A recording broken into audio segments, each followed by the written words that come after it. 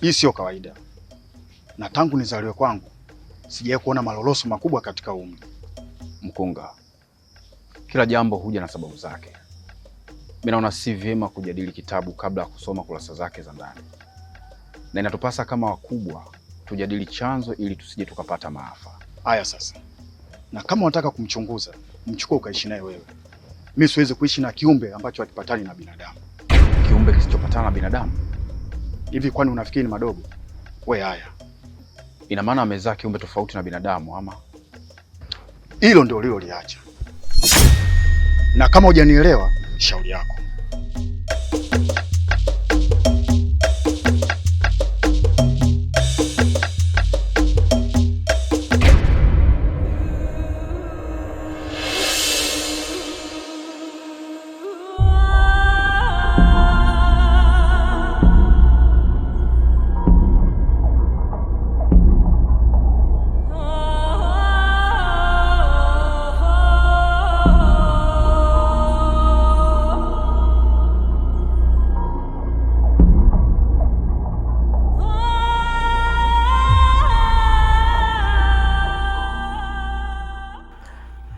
Ina maana hiki ndio kiumbe mlichokuwa mnakizungumzia, si ndio?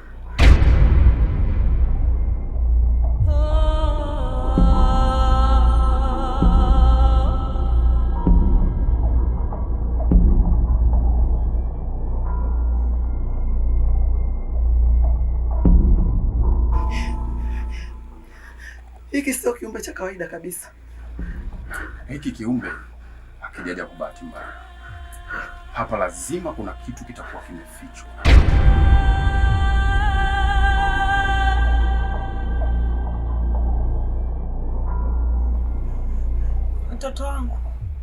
Mtoto wangu yuko wapi?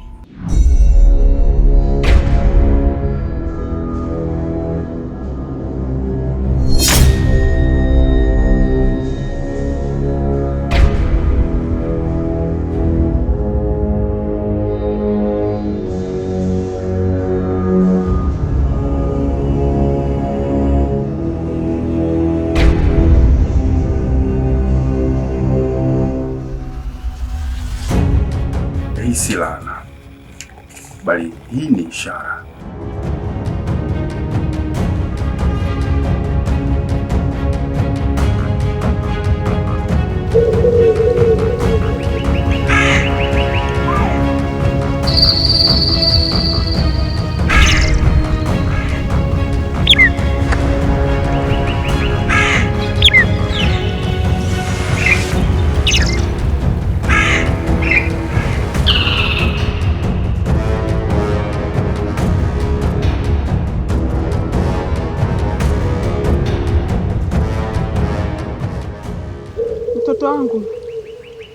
Mtoto wangu uko wapi?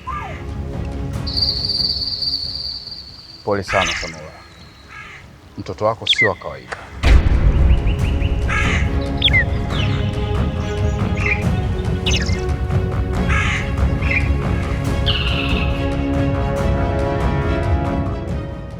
Sio wa kawaida? Unamaanisha nini?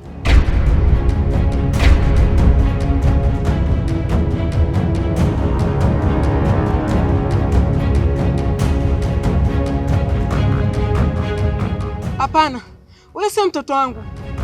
Namtaka mtoto wangu.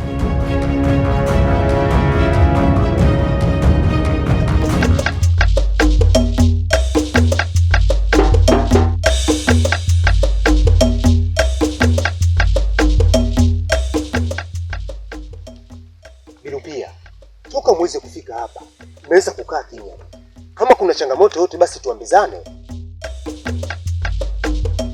Jamani. Usalama upo lakini. Riziki amezaa nyoka.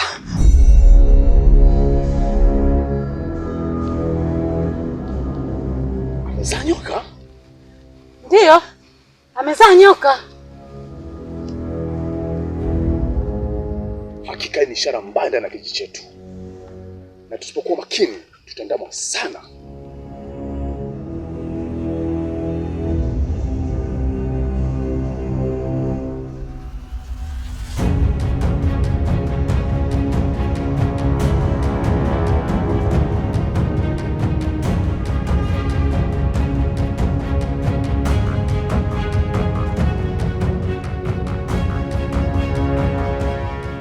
Jamani, kwa elini sisi tunaondoka.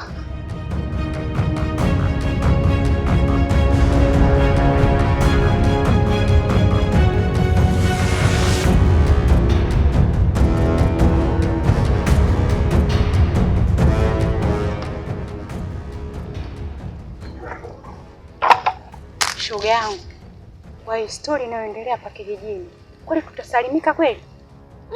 Shoga yangu, mimi sijui. Yaani kikubwa hapa tumwombe tu Mwenyezi Mungu. Tuondoke zetu.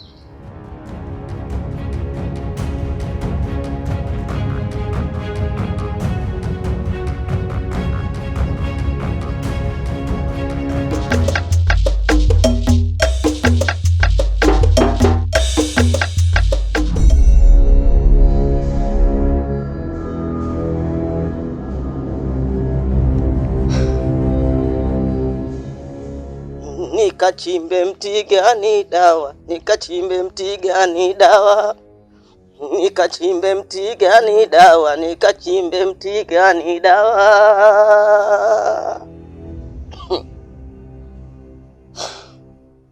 Hii sio ajali kama unavyodhani, bali kuna kiapo kimevunjwa. Kiapo? Kiapo gani hicho ambacho wewe unakimaanisha? Kuba Binyo. Histori ya binti Riziki wala haiko safi. Haiko safi kabisa.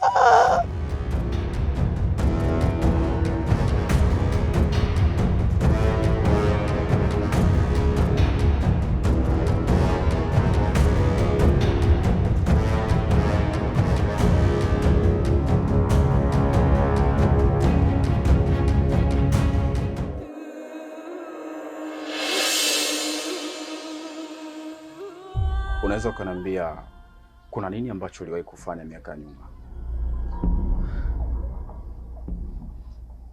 Miaka kadhaa iliyopita nilishawahi kujaribu kwenda kwa mganga ili niweze kupata mtoto kwa njia yoyote ile.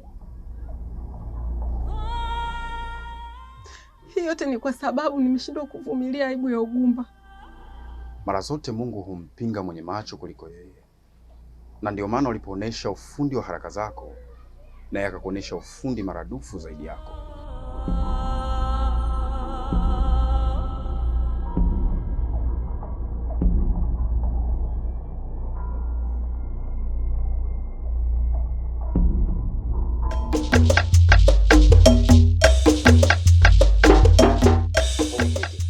Hili jambo ni zito sana. Tukimwacha hai, tutakufa wote katika hichi kijiji. Na hakuna hata mmoja atakayebaki. Na hiki kiumbe kinatakiwa kitolewe, iwe isiwe, kwa njia yoyote ile.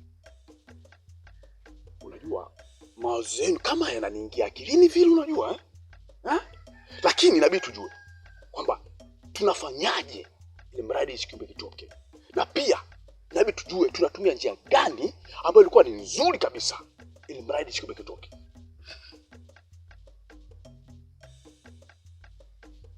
Sikizeni nyinyi. Siku zote penye nia pana njia.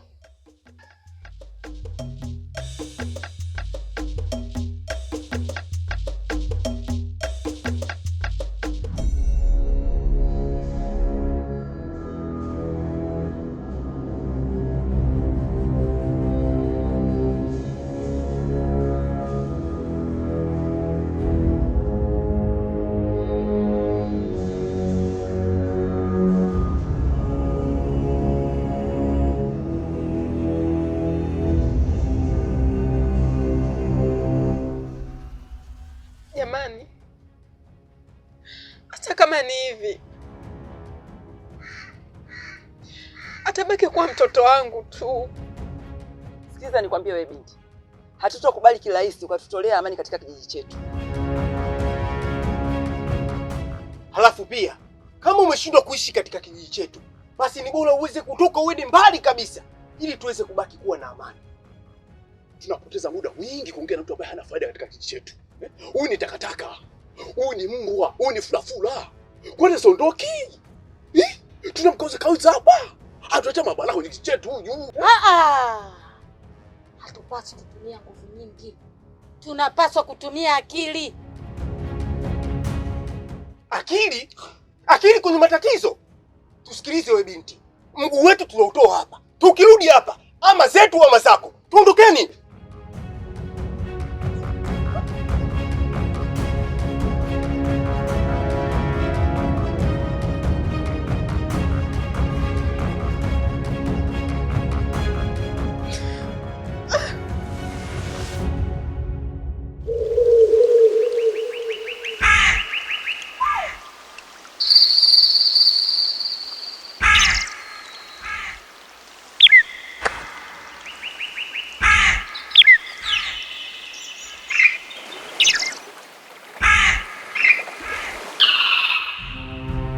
Haipaswi kuweza kupoteza muda.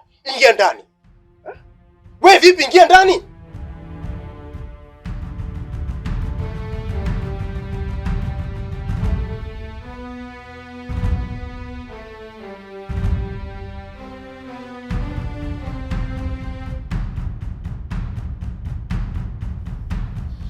Hawapo. Sasa watakuwa wameenda wapi?